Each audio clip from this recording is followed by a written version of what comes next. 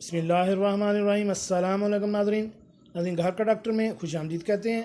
आज की हमारी वीडियो का मौजू पेशाब की बीमारियों का इलाज, यानी पेशाब रुक रुक कर आना, पेशाब जल कर आना, इसके बारे में और भी बहुत सी अलामत हैं, उसके बारे में आपको तफसील से बताते हैं।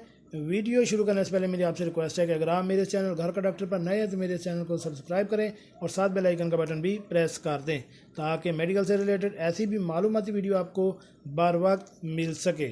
जी नाज़रीन, होम्योपैथी फर्स्ट एड, पेशाब की रुकावट, बंदिश और सॉलिडिगो विरगा।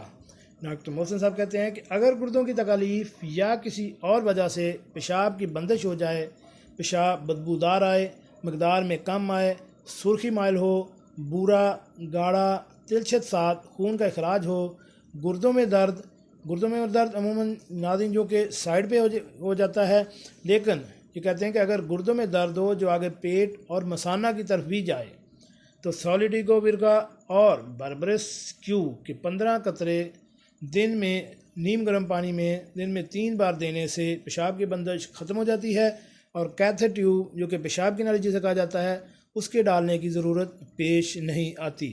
नाज़रीन, अगर आप में ये पेशाब की अलामत हैं तो आप फर्स्ट एड के तौर पर सॉलिडिगो विरगा और बर्बरस क्यू इन दोनों के 15-15 कतरे दिन में 3 टाइम पिएँ।